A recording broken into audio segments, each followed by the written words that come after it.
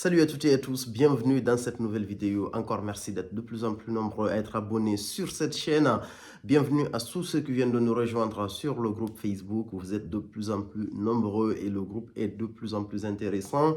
Ça fait un petit moment depuis que je ne vous avais pas produit du contenu. Aujourd'hui, j'avais décidé de vous parler de deux sorties que j'ai trouvées particulièrement intéressantes. C'est plus une troisième sortie qui n'en est pas une, c'est plus en gros, on va dire, un réemballage. Le premier parfum dont je voulais vous parler, c'est un parfum de la maison Memo. C'est un parfum qui s'appelle Palais Bourbon, donc qui représente un peu l'Assemblée nationale française. Et le deuxième, c'est le New Look. C'est une nouvelle sortie de la maison Dior, de la collection privée. Et c'est une sortie signée MFK Francis Kurkdjian. Pas MFK Francis Kurkdjian tout court. Donc du coup, c'était pertinent pour moi parce que j'ai trouvé ces deux sorties assez intéressantes. Et il y avait eu une troisième sortie. C'est pas une sortie de parfum en tant que telle. Il y a eu une version de 500 millilitres du Dior Sauvage Elixir. Et j'ai vu énormément de spéculations en fait ces derniers temps sur le Dior Sauvage Elixir. Il y en a qui disaient qu'il y avait un Dior Sauvage Elixir Patchouli qui allait sortir. Mais pour moi, c'est un peu du fake, à mon avis, parce que j'ai vu aucune info un peu fiable dans ce sens. Donc, du coup, la sortie qui a été mise en avant, c'est vraiment le classique Dior Sauvage Elixir dans un format de, on va dire, de la maison Baccarat. Et donc, du coup, le premier, c'est un parfum que je suis allé tester plusieurs fois. Je n'ai pas réussi à obtenir un échantillon, donc ça m'a obligé d'aller plusieurs fois en magasin me parfumer dans un premier temps. Je n'étais pas déjà parfumé, donc je suis reparti de façon neutre pour bien me parfumer avec celui-là. C'est un parfum de la maison Memo, comme je le disais, il s'appelle Vanille Bourbon. C'est un parfum qui tourne essentiellement autour de trois notes, de la cardamome, de la vanille et du oud.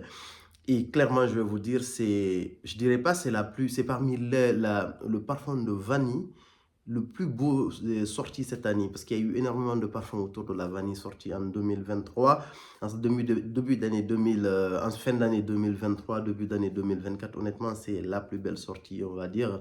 C'est hyper bien mélangé. La vanille, elle est présente, mais c'est pas du tout la note prédominante. On retrouve dans le parfum vraiment l'ADN de Memo. Moi, j'ai retrouvé clairement l'ADN du African Leather, cette magnifique note de cardamome et qui est vraiment très lisible en fait sur le Palais Bourbon. C'est un parfum que j'ai trouvé mais génialissime. Après, sur d'autres notes, il y a de l'essence de poivre de Madagascar, il y a de la résine d'encens, il y a de l'essence de géranium, il y a de l'absolus de fève de tonka. Il y a également du vétiver. Donc, c'est un parfum qui est très boisé. C'est un parfum qui est très puissant, en fait. Même dans sa composition, vous avez vraiment un magnifique oud qui est légèrement sucré par la note de vanille. Et là, on a le côté résineux. C'est vraiment le parfum pour les amateurs de niche, les gens qui sont à la recherche de parfums hyper fins. C'est celui-là, en fait, pour vous. C'est vraiment un gros parfum sorti de cette maison Memo. Cette année, j'ai pas pris de parfum particulièrement en hiver, j'ai pris des parfums en automne, mais cet hiver-là, j'ai pas trouvé de sorties hyper pertinentes qui m'ont poussé en fait à aller prendre. Et clairement, je vais vous dire la sortie la plus intéressante pour moi pour cet hiver-là aujourd'hui, si je devais prendre un parfum aujourd'hui, ce sera le Palais Bourbon. Mais je pense que probablement c'est un parfum, c'est une exclusivité parisienne. Je pense que probablement je vais essayer de me le prendre parce que c'est un parfum qui vaut vraiment le coup. Palais Bourbon, excellent parfum. Après, c'est un parfum, l'un des seuls inconvénients, c'est un parfum qui va rester cantonné entre la saison de l'automne et de l'hiver. Je ne me vois pas le porter en été ou au printemps parce que ça m'a l'air assez lourd quand même. En plus, il y a de la note de vanille, il y a de l'encens. Il y a de la fève de tonka et surtout la fève de tonka et la vanille. Je ne me vois pas porter ces notes-là quand il fait un peu plus chaud.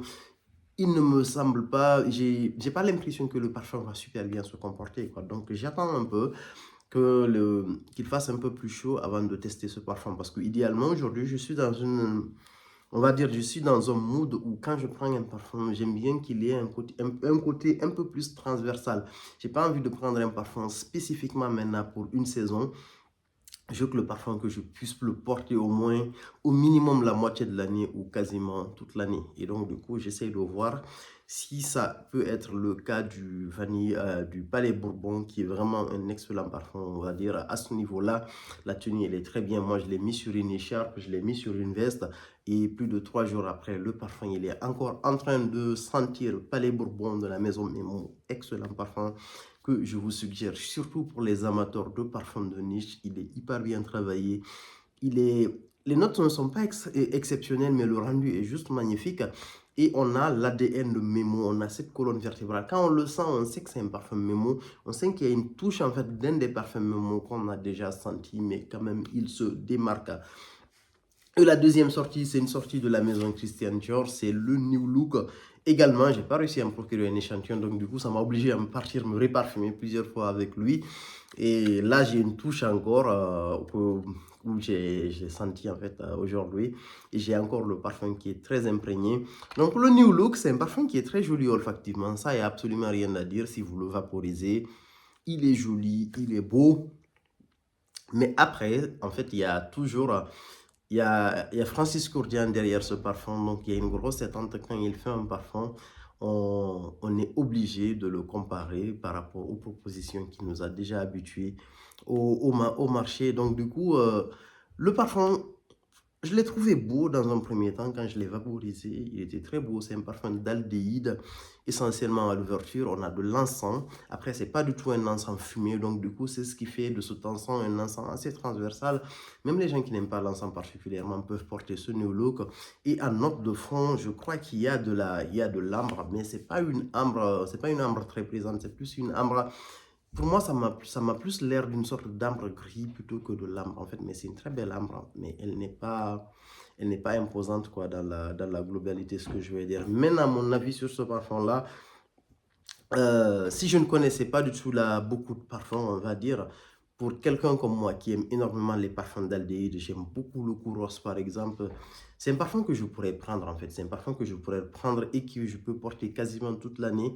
Surtout printemps, été, automne, hiver moins parce qu'il y a des parfums qui sont beaucoup plus adaptés. Je trouve que c'est un très beau parfum d'aldéhyde entre guillemets. Mais dès que vous essayez de le comparer à d'autres parfums, vous trouverez toujours 10 000 raisons de ne pas le prendre, quoi.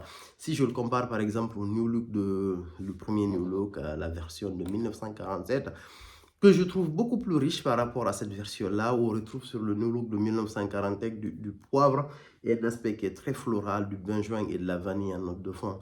Donc j'ai trouvé on va dire le New Look de 2024 très basique. Pour ceux qui aiment les parfums d'aldéhyde, qui n'aiment pas se prendre la tête, qui ont l'habitude d'utiliser un ou plutôt deux ou trois parfums maximum, c'est un parfum qui peut vous plaire parce que ça sent un peu le propre. Il y a quand même un léger caractère en fait sur ce parfum-là, mais à titre personnel, pas au point de le prendre parce que dans la même ambiance, c'est c'est différent, on va dire. C'est pas les mêmes notes, mais c'est vraiment la même ambiance. Et j'ai déjà le Oud Rosewood de la maison Dior. Je ne me vois pas en fait rajouter en gros le New Look de 2024 dans les mêmes conditions que je porterai le Oud Rosewood, dans les mêmes conditions que je vais porter le New Look de 2024. Donc, du coup, à ce niveau-là, c'est un très beau parfum. Mais pour moi, c'est pas une sortie aussi percutante que ce qu'on a l'habitude de voir, en fait, euh, je- dans les signatures de Francis Kurkdjian. Et c'est un parfum aussi, pour moi, il est très joli, mais ça reste ça se noie facilement, en fait, dans la collection privée de Dior. C'est pas le parfum, waouh, quand vous le sentez, il me faut ce parfum-là.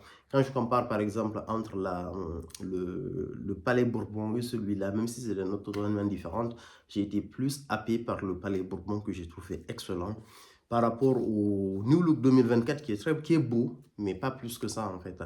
Et la dernière sortie, c'est un parfum qui s'appelle Dior Sauvage Elixir, comme vous le connaissez. J'ai déjà fait une sortie, j'ai déjà fait plusieurs reviews et une review assez fournie sur le Dior Sauvage Elixir, qui est pour moi l'un des meilleurs Dior en fait disponibles aujourd'hui, que ce soit collection privée, que ce soit les parfums Dior classiques. Sauvage Elixir, excellent parfum.